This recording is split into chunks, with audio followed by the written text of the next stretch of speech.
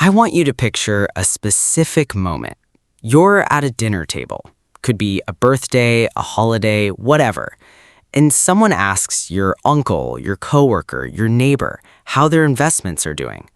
And they smile and say, oh, the market had a good year. Up 8%. And everyone just kind of nods and moves on. Nobody stops to do the math. Nobody says, wait, 8% of what exactly? Because that number, that percentage, is almost completely meaningless until you understand what's sitting underneath it. And here is where things get wild. At $250,000 invested, an 8% market return is $20,000 in 12 months without touching a single keyboard, without picking up a single shift, without asking your boss for a single thing. And unless you are saving more than $1,600 every month from your paycheck, your portfolio is now quietly, officially outworking you. Most people hear that and think it sounds like a rich person problem. It is not. It is a math problem. And today, we are going to solve it together. My name is Nico, and I spend way too much time thinking about money, specifically the kind of money psychology that nobody teaches you in school, the invisible thresholds where the rules of building wealth completely change. If you are new here, welcome. This channel exists for the person who is working hard, doing most things right, and still feels like the finish line keeps moving. If that's you, hit subscribe right now, because we talk about this stuff every single week. And if this video makes something click, and I genuinely think it will, hit that like button. It helps more people find this content. Now let's get into it. Here is a number that will reframe everything you think you know about saving money. The median American retirement savings for someone between the ages of 35 and 44 is roughly $45,000, not $250,000, 45. Which means the majority of people who are deep into their prime earning years, people who have been working for over a decade, are so far from the threshold we are about to talk about that the compounding math we are discussing today might as well be science fiction to them. And that is not me being cruel. That is the reality of what lifestyle inflation, debt normalization, and the absence of financial education does to a generation. The average person is not even in the stadium yet. But here is the thing. You are watching this video right now, which means something in you is already asking better questions than the average person. So let's use that.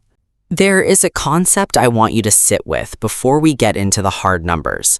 I call it the contribution trap, and almost everybody falls into it. The contribution trap is the belief, usually unconscious, that the way you build wealth is through what you add, your monthly deposits, your savings rate, your hustle. And in the early years of investing, that belief is completely correct. When you have $5,000 invested, your 8% return is $400 a year. Your contributions are doing basically all the lifting. So your brain builds an identity around being a good saver, around the act of putting money in. And that identity is useful until it becomes a ceiling. Because here is where the math starts to do something most people have never been shown. When you hit $100,000 invested, and this is a milestone worth genuinely celebrating, your 8% return is $8,000 per year. You are now earning the equivalent of roughly a $4 an hour raise just from existing. But your contributions are probably still adding more to your total than the market is. You are still in the driver's seat through behavior. Now let's skip ahead to $250,000. Same 8% return. Now, we are talking about $20,000 in a single year.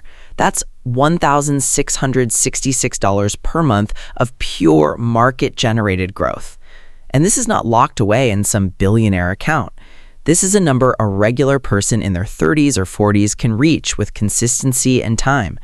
And when you hit it, the entire game changes. Unless you were saving more than $1,600 a month, which for most salaried workers is genuinely difficult, the market is now doing more for you than you are doing for the market. Your money has hired itself, and you did not have to negotiate for it, interview for it, or ask permission. Now, let's talk about why this number, $250,000, feels so impossibly far for so many people, because it should not be. If you invest $500 a month starting at age 22 and you earn an average of 8% annually, you hit $250,000 in your late 30s, not retirement age, your late 30s. The problem is not the math. The problem is the psychology that derails the math every single time. I have seen this pattern over and over.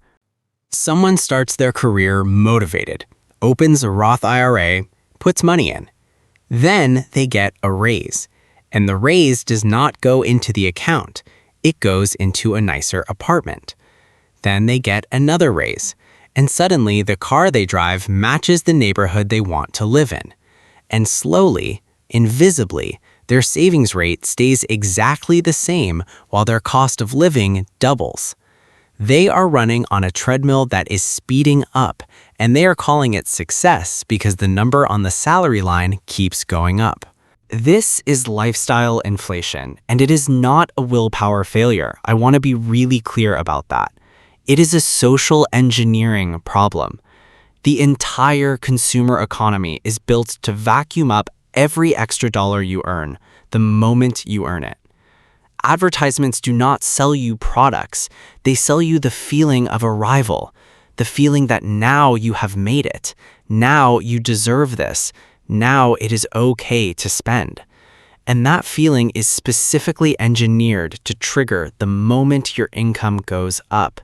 It is not an accident. It is a system. And the $250,000 threshold is largely just a story about who escapes that system and who doesn't. Here is the opportunity cost version of that story. And this part genuinely hurts a little. If someone between 28 and 35 diverts an extra $400 a month into lifestyle upgrades instead of investments, that's one dinner out a week, a slightly nicer car payment, a streaming service or two, some extra clothes. That $400 a month invested at 8% over those 7 years is roughly $45,000. But those $45,000 are not just gone. Because of compounding, every dollar you fail to invest in your 30s is roughly $4 to $5 you will not have in your 50s. So that $45,000 of diverted savings is closer to $180,000 of retirement wealth that quietly never exists. You cannot see it. It leaves no receipt. That is what makes it so dangerous. The cost of the lifestyle creep is invisible until the moment it becomes catastrophic. So what do you actually do with this? Because I do not believe in motivation without mechanics. The first thing, the most important thing, is to fall in love with the idea of the $250,000 threshold as a target identity, not just a savings goal. When most people think about saving, they think about sacrifice. They think about what they are giving up. I want you to flip that. Every dollar you invest in your 20s and 30s is not money you are losing access to. It is money you are hiring. It is a small, tireless employee that will work 24 hours a day, 365 days a year, and never ask you for a raise. The goal is to build an army of those employees as fast as possible, because once your army is big enough, it starts to fund itself. The practical version of this looks like automating your investments before your paycheck hits your checking account, not after. Before, because the money you never see is the money you never spend. It looks like treating every raise as an opportunity to split 50% to lifestyle, 50% to investments. Not because you do not deserve nice things, but because the version of you at 62 will be living inside the decisions the version of you at 32 makes today. And it looks like tracking your savings rate, not your savings amount, every single month. A savings rate forces you to ask the right question, which is not, did I save something, but what percentage of what I earned did I keep working for me? Here is what I want to leave you with. The $250,000 milestone is not a rich person's problem. It is not a lucky person's milestone. It is a math problem with a very specific solution that is available to any person who starts early enough, stays consistent enough, and protects themselves from the system that is designed to make sure they never get there. At $20,000 of passive growth per year, your wealth starts compounding faster than your contributions can keep up with. At that point, time becomes your most important asset. More important than your income, more important than your job, more important than any market prediction. You just need to stay in the game. The math will do the rest. If you found any of this useful, please like this video. It takes you 2 seconds and it helps this channel reach more people who need to hear this. Subscribe if you haven't already. We put out content every week breaking down exactly this kind of stuff. The milestones, the traps, the psychology, all of it. And drop a comment below. Tell me where you are right now on the path, because I read those and I want to know.